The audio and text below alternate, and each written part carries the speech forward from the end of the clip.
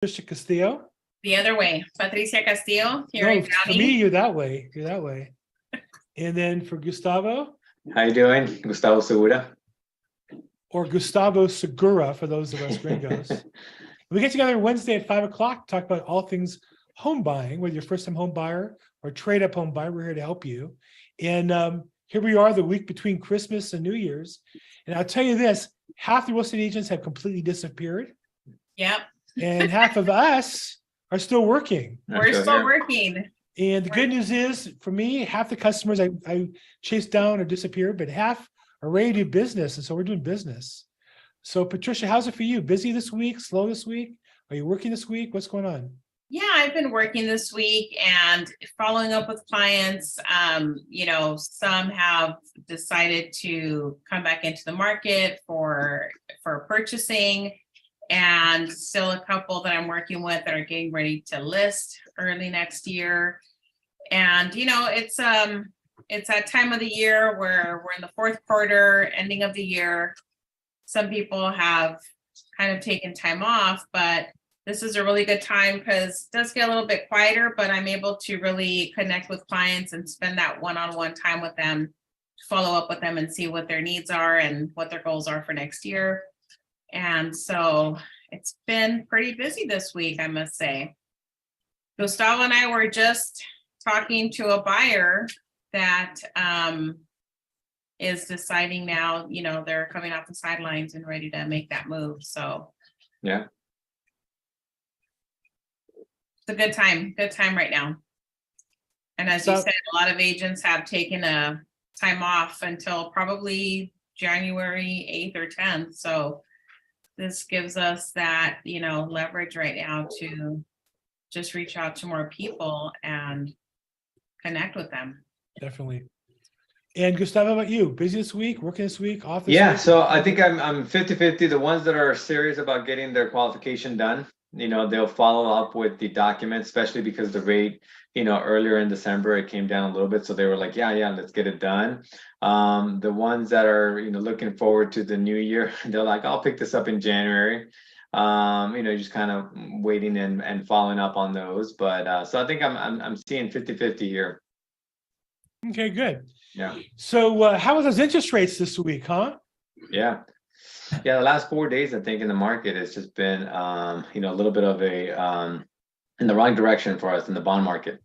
So I think usually the last 2 weeks or so of the year, with the holidays, there's a lot of uncertainty what's going to happen in the new year.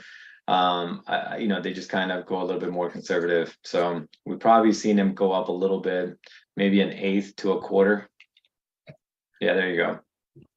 Yeah, and I think the way I describe it is a lot of the big money traders, these mortgages are packaged into groups, sold in the billions to big money bank investors. And a lot of the management and top producers take off this week. And so you're like a junior trader, and nobody ever got fired for being too conservative. Yeah. So what's happened is rates have jumped up, I think more defensively or, just to avoid problems, about 0.25% in the last week. Yep, that's what I'm seeing as well. And I think, that first week, even after that first week of January, I think, like you said, when everybody gets back, the market, everybody's going to be on full eyes on what's going to happen. I think we'll start seeing the rates come back down again slowly like they were. Seems like, hard to tell. I do have a crystal ball actually over here. It doesn't work. It's let's get it real quick. Yeah, go for it. Yeah, exactly. That one doesn't count. It doesn't work. Oh, it doesn't work. It's been wrong for 7 years now. It's heavy. It's really heavy. I have a cute stand for it too. So there you go. Crystal ball. There. So it's for show. You guys can't see it on that spot, but yeah, there's a crystal ball, and it says interest rates up or down. I can't really tell. It's clear. It doesn't say one way or the other. Okay, well, there you go. The crystal ball doesn't help. How about magic pixie dust? We throw magic pixie dust, so I'll make the rates go down. Yeah, there you go. Well, I think with inflation, they use a 12-month moving average data. So in December of 2021, it was a 0.6 for that month. So I think in December this year it should be lower than that. So if it's going to be lower, let's say it's a 0.2 or 0.3, it's lower. So that means that naturally, as we get rid of last December and we put in a new December data in there, inflation is going to be lower. So as that inflation continues to come down, the rates will kind of follow it along as well. So we're going to be getting rid of some big numbers of inflations in December. January, I'm looking at the data here, is 0.6. In February of this year was 0.8. March was 1.2. So those next 3 months, once we get rid of that data and we replace it with new January, February, and March data, inflation will be lower and lower and lower, which means rates should be lower January, February, March as well. So it sounds like you have a crystal ball over there too. I'm just kind of looking at the historical data. So, I hope nothing goes crazy on this. I just kind of use the key metrics in order to see where rates could be going. Okay, there you go. Good data. We want to have good data, make good decisions. Yeah, exactly. Informed So decisions. what are 3 things, if a home buyer is looking to buy a property now, they see rates went up a bit, what are 2 or 3 things they can do to lower their monthly costs when they do buy? So that, seller concessions are coming in a lot right now. So that's big. I'm having. And stop there for a second, because you deal with this every day. But for those who are watching this on replay, especially, all a seller concession means is they may want their sales price to be $500,000 and not come down, but they'll lower the sales price $5,000 or so or more by offering a concession. So the sales price is $500, but they'll give you $5,000 concession, so it's only costing you $495. Yeah, exactly. And it's a way to make the seller feel like he got his price, at the same time help the buyer get in the property. Exactly. Yeah, and right now, the very popular program that a lot of people are using, it's called a 2-1 buy down, or even a 1 year buy down. And like you said, it could be as little as $5,000. For most of the cases, anywhere from a $500,000 to $700,000-$800,000 purchase price, it goes from $5,000 to like $12,000, $13,000 seller concession. So it's not a lot of money that the seller can provide, and then that's going to be a big relief on the first 2 years of payments. So that's one thing that could be done. There's sometimes there's even money left over, maybe like $2,000-$3,000 from that seller concession, and then that's used towards closing costs. So right now, buyers are in a position where, yes, maybe the rate is not where you want it to be, but on the closing cost side or on the buy down opportunity, we didn't have that a couple of years ago. So that's where you're making the benefit right now. So, it's an up and down process here, depending on what the market is at. Those concessions were non-existent. Exactly. Even earlier this year. I mean, the market was, still. They were overpaying for the house, right? It was going $50,000 more, but the rate was low, and they were happy with that. But they were more willing to overpay for the house. It's interesting you say that, Patricia, in our intercompany dialogue. I realized today there are real estate agents.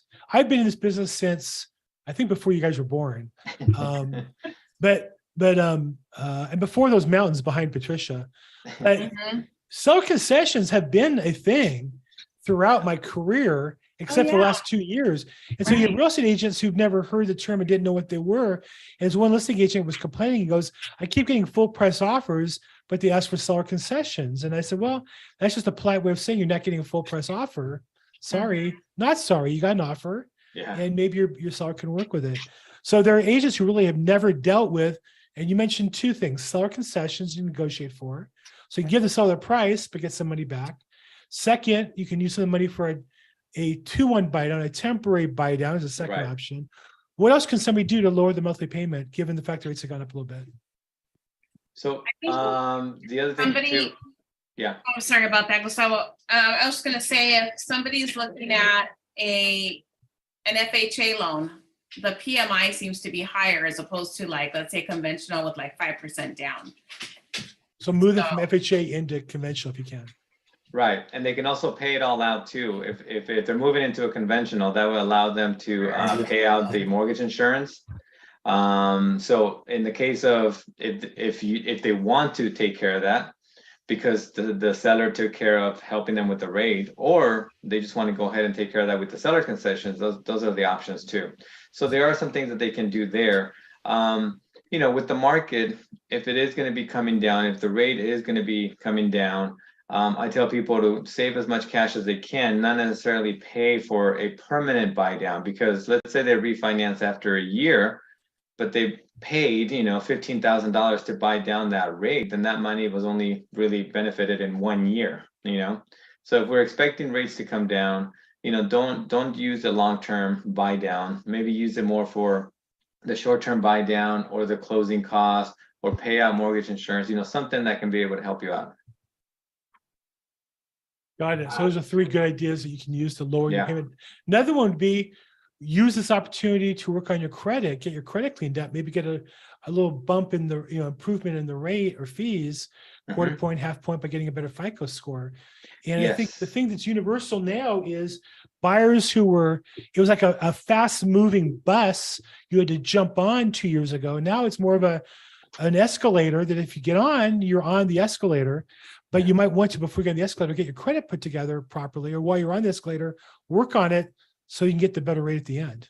Yeah, so every time I pull credit, I do have the option to play around with the scenarios of a what if scenario, that if they were to pay off $2,000 of liabilities, could their credit score go up 40, 50, or 60 points, right? So I'm able to take a look at those scenarios, and then I come back and I tell them, here's a report of what you could do. Here are the following cards, very specific too. It tells them what card and lower it by how much in order to improve their score. After that happens, the consumer can just get a letter from that creditor that says their new updated balance. I use that to then work directly with the credit company and be able to do a rapid rescore. And then at that point, we can have that back within 5 days. Basically, they verify that information and they rescore their consumer profile. I think that's really important too, because somebody may be paying down a credit card.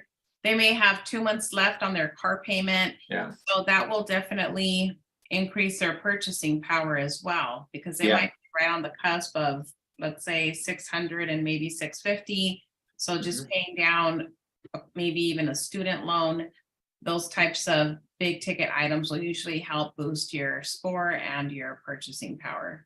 Yeah, and a lot of times, we think that it's a specific card. I'm going to use that. But, when I use these scenarios, we don't even have to touch that card. The system is telling us which card is more sensitive to it.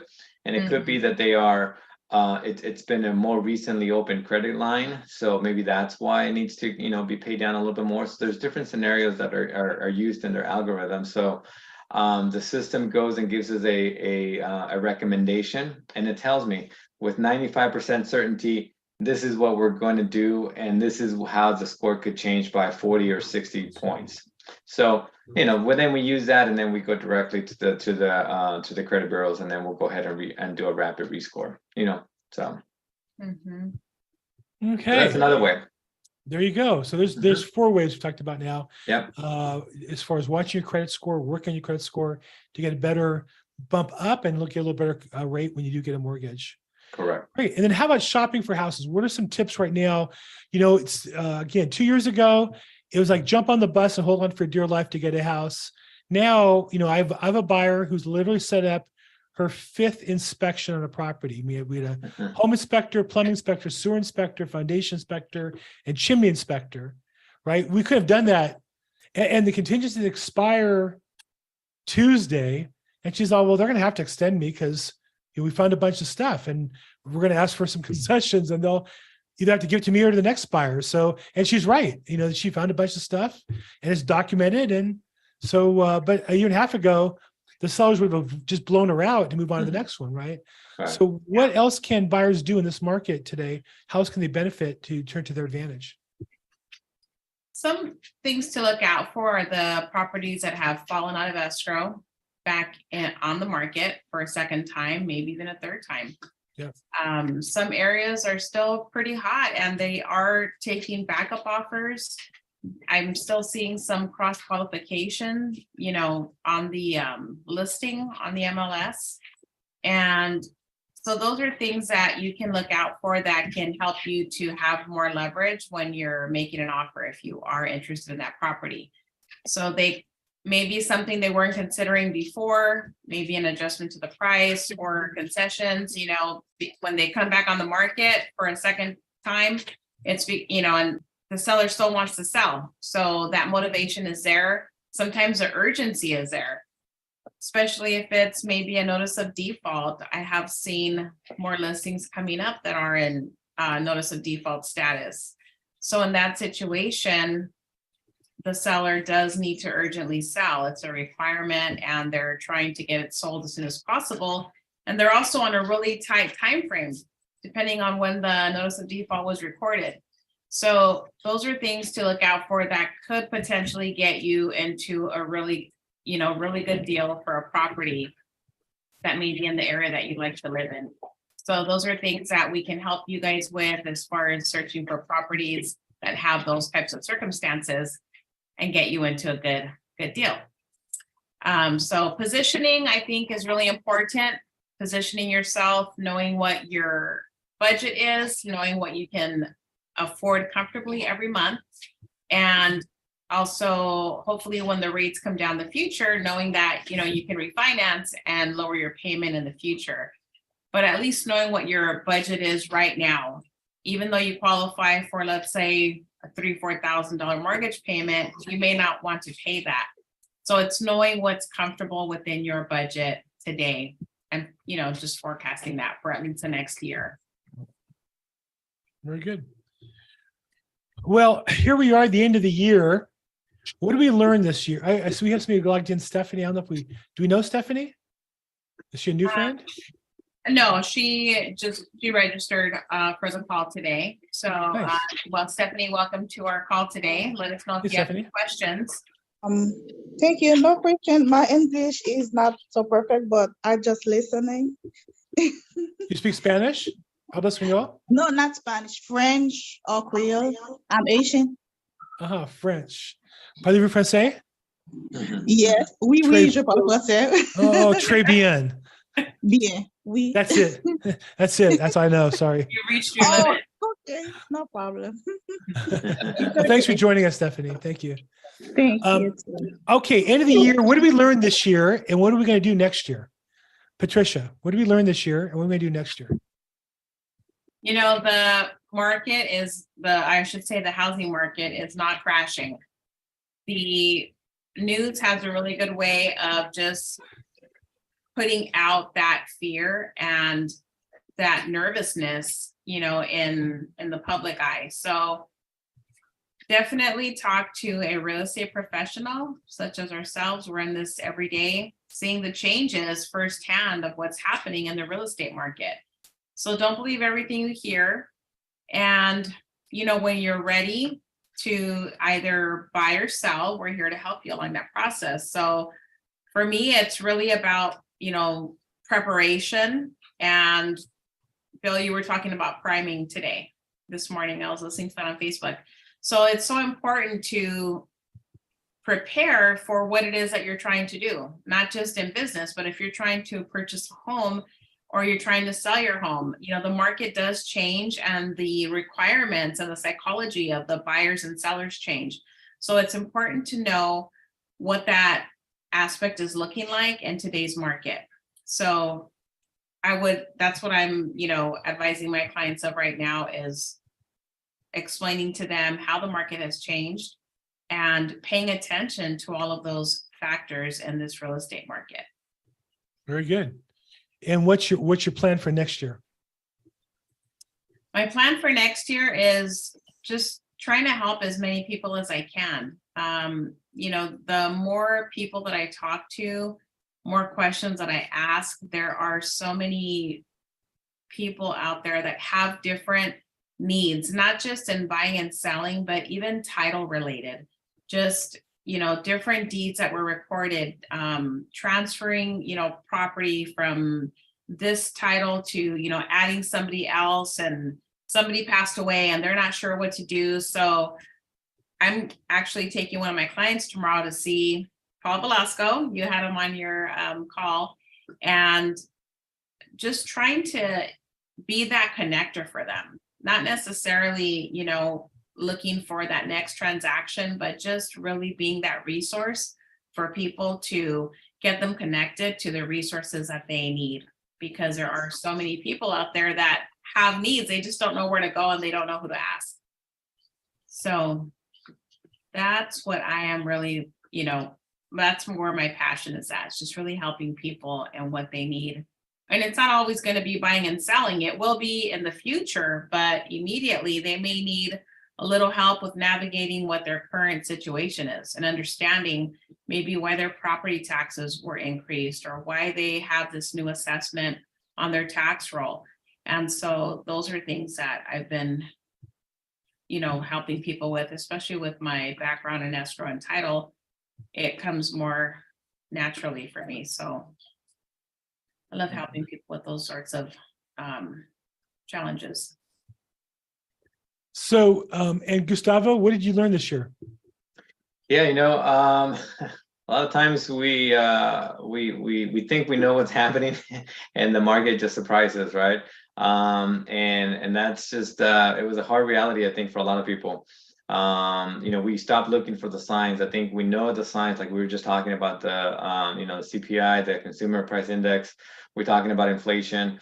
But when things are going so well, I think we forget to look at those items, right? And there are clear indicators of those. And I think as consumers, we want to be smart consumers and shoppers. So that means, staying up to date, like you said, about their credit score, about their lending options, asking questions. Don't think that it's a very simple question. There is no dumb question, right?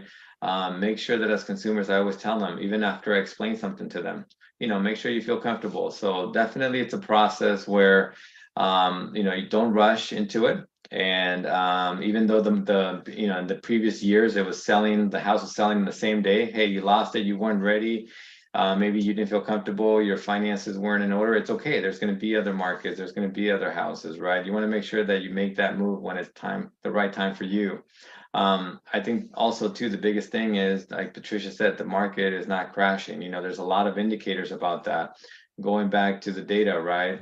Foreclosures are not coming out. Yes, there's an increase because there was, a stoppage of that during COVID, right? So the typical foreclosure pattern that was happening, that stopped for a while and then it picked up. So yes, it's going to have an increase, but and then that's going to make the headlines, right? Foreclosures are increasing and all that kind of stuff, but that was just because there was a stoppage in that. So, the market's not going to crash like that. It's not a previous market. So now we just got to be ready for what's coming up next, which I do think are going to be lower rates. Okay. Well, let's see. I learned this year that I can accomplish more than I thought I could by just pushing a little bit at a time. And I would say next year, our plan is to continue to build this and grow this community, help more people buy houses, help more people sell houses to buy houses, and to help more real estate agents increase their income and build their wealth. And so that's what we do every day. So I think we'll wrap up here because we all have big plans for New Year's. We need to get started now. We have to start priming for our New Year's Eve.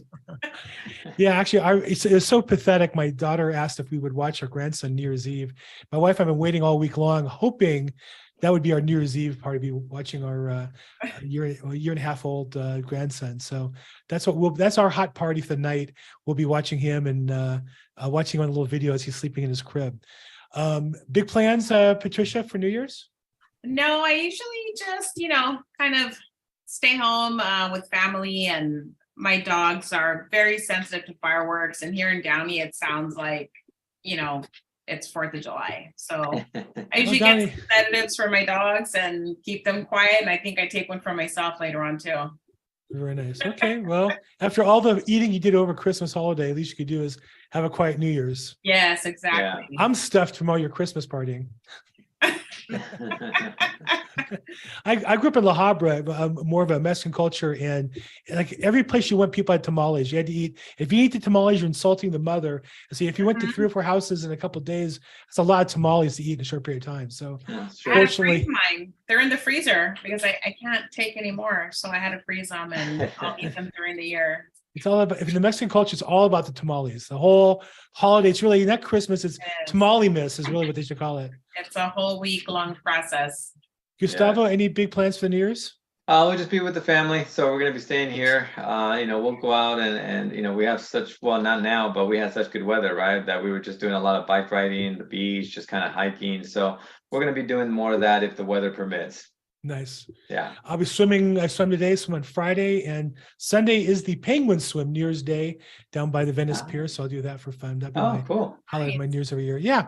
So look, real quick, we'll wrap up. If somebody wants to get more information from you, Gustavo, how do they get a hold of you? Direct call 714-334-4563. And then there's my website, senderohomeloans.com. Thank you. Fantastic. You're welcome. And Patricia, if they want to get a hold of you, they reach out to you on the IG, On the IG, yes, DM me or on the contact gram, on for the you gram. young, for you young people on the gram. Yes, DM me on the gram or call me directly at 323-365-9909. And is your Instagram handle Patricia.Castillo sells LA, or is it Patricia.Castillo sells LA? Which one is it? Patricia.Castillo sells LA. Your accent's so good. I just have to practice every time I talk to you. I'm Bill Gross. I'm on social media at Bill Gross EXP.